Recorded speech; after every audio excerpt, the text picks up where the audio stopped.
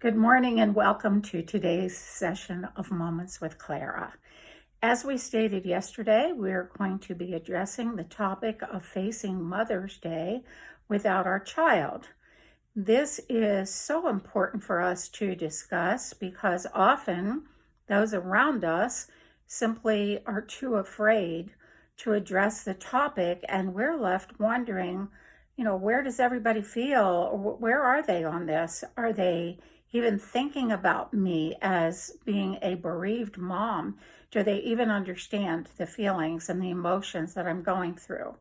Today, I thought we'd talk about those of you, including myself, who are going through Mother's Day that is maybe the first Mother's Day or the first in the first 5 years or so of facing Mother's Day without your child.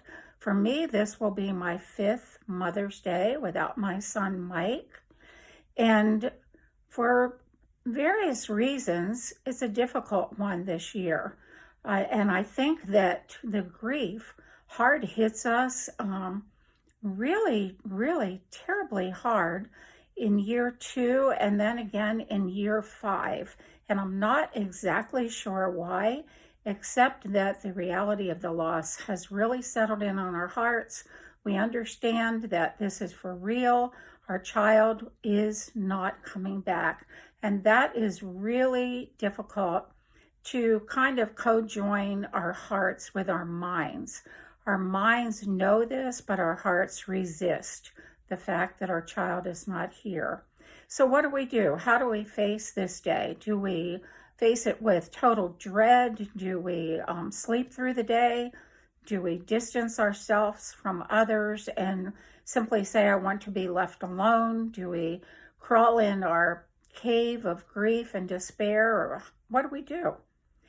Actually, we do what is best for us. And isn't that how we're supposed to grieve anyway? When you think about it, we should do what is best for us. I know the first year that my son Mike wasn't here, I just don't remember a whole lot about Mother's Day. I think I pretty much spent the day in bed. I really do.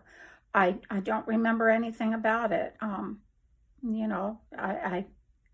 prefer it to be that way, actually. The second year was difficult because the reality of the loss was already, had become real to me. I knew that this was real, so I grieved extra hard. The third and fourth years, they were okay. I mean, I knew what was coming. I could prepare myself mentally a bit for the day, and I know I planted flowers in his special place, and I know that made me feel better to be able to do something. Now, this year is different. I have no preparation for the day yet, except in my mind, I know that I will be planting flowers again in Mike's garden. That is a comfort to me. We are going through this COVID-19, and in my state, the state of Pennsylvania, and in particular my county, we have not been released yet to be with others. So basically, this will be an alone Mother's Day, except for phone calls. So I know that I'm already planning to plant the flowers. I know that that gives me comfort. I know that I will look through some pictures, and I know that being year 5, that I know that it's going to be difficult. I know I'll be looking at pictures of Mike and pretty much forcing myself to remember really special, nice times with him. Things that will give me some comfort this year. What will you do? The only thing I would say is have some kind of a plan. Don't face the day without knowing what you're going to do, even if that plan is to stay in bed the entire day. That's still a plan. You can let others know you don't want phone calls, or yes, you do want phone calls. Do what brings you comfort. I can't stress that enough. Do not be forced into doing something that you don't want to do. If you can visit a gravesite and that's what you want to do it. If you don't want to visit your child's gravesite, then don't. Above all, remember, this is a day that is celebrating the fact that you are a mother. And inwardly, I know even though my son is not here with me, I still celebrate the fact so much that he is my son. He will forever be my son. He may not be here physically, but he is with me in my heart. There's a special place reserved just for him, and I intend to rejoice that fact that God gave me that time with him. Find what will give you some comfort and some relief.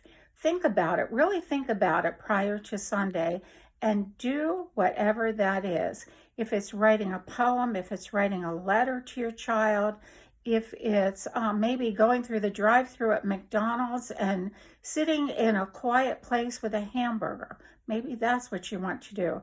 Maybe you want to connect with nature somehow. Do what is good for you. I'll say it again and again. Please don't be pressured into doing something that isn't right for you. Let other people know what you plan to do so that they're not, tramping on your territory, which is your grieving heart. And with that, I will leave you for today with a thought that you are special, you are loved. This day that is approaching is special for those of us who have achieved the name Mother. And that deserves a day of rest, a day of celebration. Whether our child is here or not, we celebrate the fact that we were given that life. I hope today is a gentle day in your grieving, and I will be back tomorrow with more words on Mother's Day with another Moment with Clara.